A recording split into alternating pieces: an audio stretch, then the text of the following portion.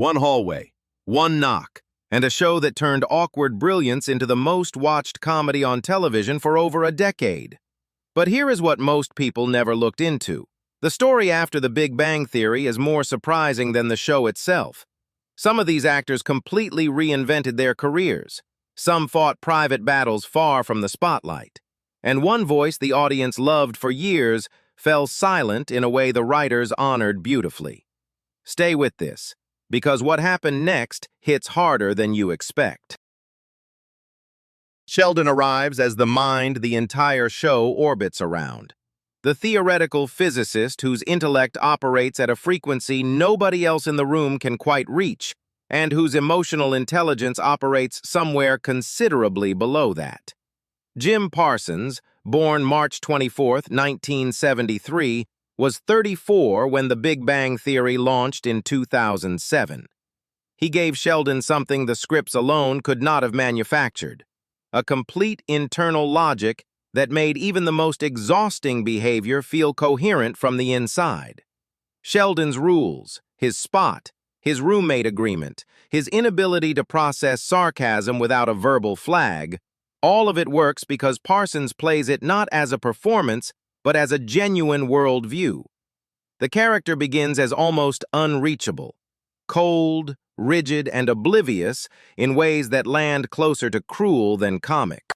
But the long arc of the series does something remarkable with him. Through Leonard's patience, Penny's warmth, and Amy's love, Sheldon slowly learns compromise, vulnerability, and gratitude, culminating in a Nobel Prize speech that finally lets him see the people who carried him. Parsons won 4 Primetime Emmy Awards for the role. After the show, he expanded into producing, film, Broadway, and narration on young Sheldon. In 2026, he is 53. Sheldon remains unforgettable because he is proof that even the most closed mind can still be changed by love. Leonard arrives as the bridge between worlds. The experimental physicist who understands Sheldon's logic, but still aches for something more ordinary. Friendship that does not come with a terms and conditions document, and love that does not feel like it needs to be earned every single day. Johnny Galecki, born April 30, 1975, was 32 when the series began in 2007. He gave Leonard the soft frustration, quiet intelligence, and persistent insecurity that kept the character grounded in every scene he shared with people who were louder, stranger, or more confident than him. What makes Leonard's arc so durable is not the romance, though his long, messy journey with Penny becomes the emotional spine of the show. It is the deeper story running underneath it. A boy raised by a mother who treated him as data rather than family, who grew up believing he was never quite enough. Galecki played that specific ache with a consistency that made Leonard feel less like a character and more like someone you knew. After the finale, he largely stepped back from screen visibility, choosing privacy over profile maintenance. In 2026, he is 51 years old. Leonard's legacy is simple and durable. He proved that being the most relatable person in a room full of genius is its own kind of extraordinary. Penny arrives as the doorway into everything. The woman who steps into that Pasadena hallway and immediately changes the rhythm of a show that had not yet found its emotional center. Kaley Cuoco, born November 30, 1985, was 22 years old when the series began in 2007. She gave Penny something that could have been written out of the character entirely: real depth beneath the sarcasm, genuine disappointment beneath the failed auditions, and a loyalty that held the entire ensemble together without ever demanding credit for it. Penny starts as a dreaming Nebraska girl trapped in a cheesecake factory apron, telling herself Los Angeles is temporary. It never becomes what she imagined. But watching her gracefully redefine success over 12 seasons became one of the show's most quietly honest stories. After the finale, Cuoco refused to coast. She took the flight attendant and turned it into a showcase that reminded the entire industry she had been carrying dramatic range inside a comedy format all along. The role earned her a Golden Globe nomination and completely reset how the industry thought about her. She has kept building since, adding both comedy and drama credits. In 2026, Kaley Cuoco is 40 years old and still one of the most versatile women working in American television. Penny was never just the neighbor. She was the mirror the show held up to every person in that room. Howard arrives as the loudest peacock in the room, all belt buckles, engineered confidence, and a flirting style so aggressively misread that it becomes its own kind of comedy. Simon Helberg, born December 9, 1980, was 26 when the show launched in 2007. He made Howard funny enough to survive his worst early traits and sincere enough to eventually grow past them, which is not a small achievement for a character who begins the series as genuinely difficult to root for. What starts as cringe comedy slowly reveals its real architecture. Howard grew up without a father, with a mother whose love was consuming and whose presence was constant, and with a need to perform confidence he did not actually feel. Bernadette sees through the performance and stays anyway. Space tests him in ways no punchline could. And the death of his mother, handled by the show with rare, uncomedic grief, completes the transformation. By the finale, Howard Wolowitz is a husband and father who earned that role through actual change, not script convenience. Helberg built a strong parallel film career during and after the show, earning major praise for Florence Foster Jenkins and continuing into more dramatic work since. In 2026, he is 45 years old and remains active on screen. Howard stays with viewers because he is the rare sitcom clown who grows up without losing what made him worth watching in the first place. Rauch arrives as the romantic heart the show did not know it needed. The astrophysicist who can read the entire universe and still cannot read the room when a woman walks into it. Kunal Nayyar, born April 30, 1981, was 26 when the series premiered in 2007. He took what could have been a one-note gimmick, the selective mutism, the inability to speak to women without alcohol, and filled it with a tenderness that made the character feel genuinely real beneath the jokes. What Nayyar was actually playing in those early scenes was not a comedic disability. It was fear. The terror of wanting to be loved so badly that the wanting itself becomes the wall. His friendship with Howard gave the show some of its most unexpectedly warm storytelling. Two grown men being openly devoted to each other in a genre that rarely allowed that kind of emotional honesty between male characters. His romantic life kept slipping through his fingers in ways that were funny on the surface and quietly sad underneath. The audience kept rooting for him anyway. That is not easy to earn. After the show, Nayyar expanded into producing, new dramatic projects, and continued screen work across multiple formats. In 2026, Kunal Nayyar is 45 years old and building the next chapter on his own terms. Rauch stays with you because his loneliness was never a punchline. It was the one feeling in the show that never needed a laugh track. Bernadette arrives almost quietly, a small voice behind a counter at the Cheesecake Factory, a friend of Penny's, a potential setup for Howard that the audience does not yet know will become the show's most complete love story. Melissa Rauch, born June 23, 1980, was 29 when she joined the cast. She built Bernadette on one of the great comic contrasts available to the show.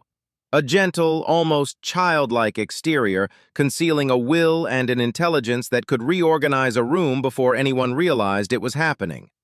Bernadette does not just change Howard. She changes the dynamics of the entire ensemble, raising the standard for what these people expect from themselves and each other. She is brilliant in her own field, frighteningly capable when challenged, and funny in the specific way that belongs to someone who has been underestimated often enough to enjoy the advantage it provides.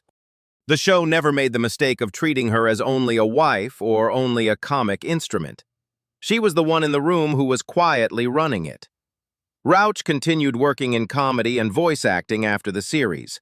In 2026, she is 46 years old and remains active on television, still carrying the same fast, sharp comic energy that made Bernadette so memorable.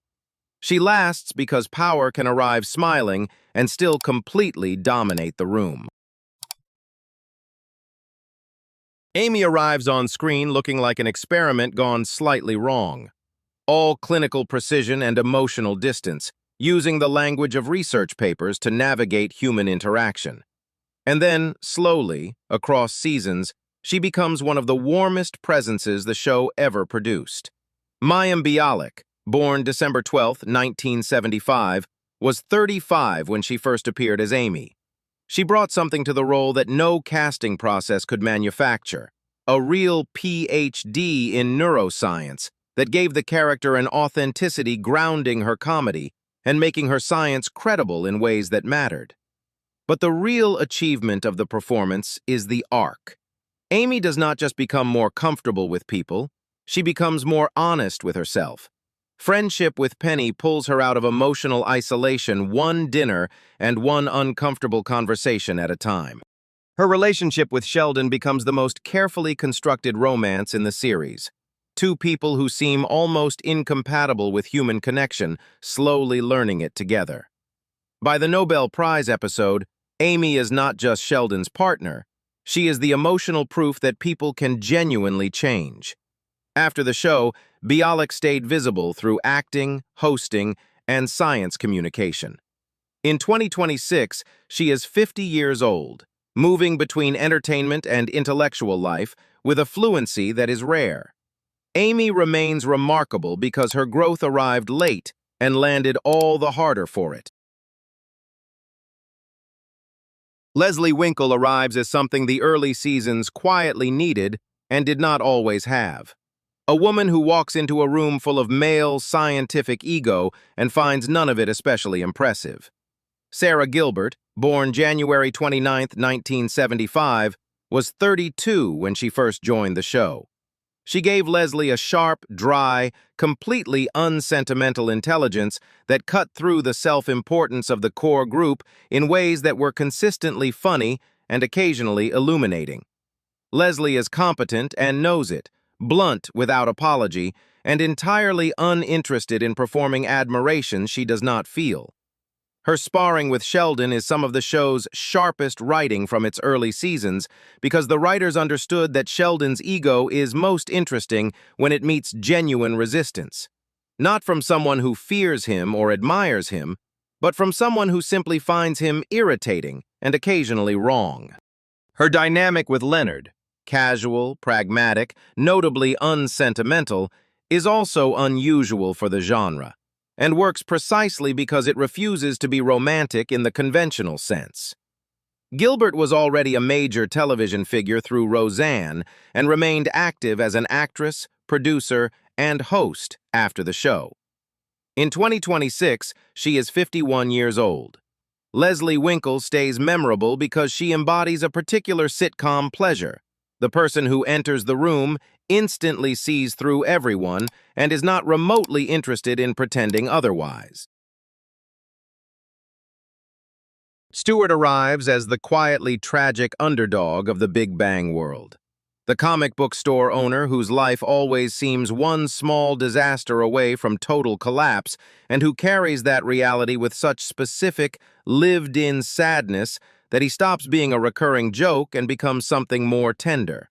Kevin Sussman, born December 4, 1970, was in his late 30s when he first appeared. He played Stewart with such genuine awkwardness that something unexpected happened over time. The audience stopped laughing at him and started feeling for him. Stewart struggles with money, loneliness, social invisibility, and the quiet ache of watching everyone around him move forward while he seems permanently fixed behind a counter. Yet he never disappears into defeat. He keeps showing up. He keeps trying. He finds Denise. He finds something that looks, cautiously, like belonging. And then the real world gave him something the character would never have predicted for himself. In 2026, Kevin Sussman is 55 years old and is set to lead his own spin-off, Stewart Fails to Save the Universe. A headline that sounds like a joke but is actually one of the most satisfying late-career redemptions in recent television history. Stewart endures because he feels painfully real.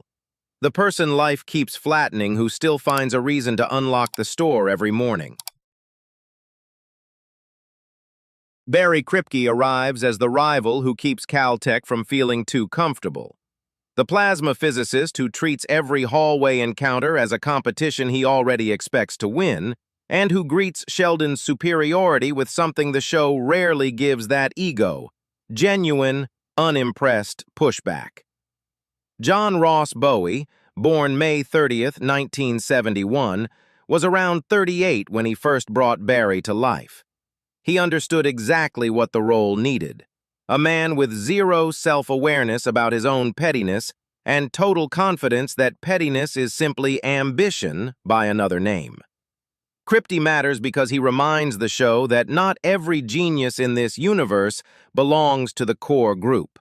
Some are territorial, vain, gleefully chaotic, and deeply amused by watching carefully constructed egos deflate. His clashes with Sheldon are some of the show's sharpest comic material, precisely because they expose how fragile Sheldon's sense of superiority actually is when it meets someone equally intelligent who simply does not care about the hierarchy. Outside the series, Bowie built a strong parallel television career that includes particular praise for Speechless. In 2026, he is 55 years old and returning to the Big Bang universe through the Stewart-centered spin-off. Barry Kripke endures because every sitcom ensemble needs someone who refuses to be polite about what they see. If this brought something back for you, hit that like button right now. It takes 1 second, and it genuinely helps this channel keep making videos exactly like this one. And if you want more cast, then, and now stories from the shows that actually meant something, subscribe. We drop new videos every week. The notification bell makes sure you never miss one. We will see you in the next one.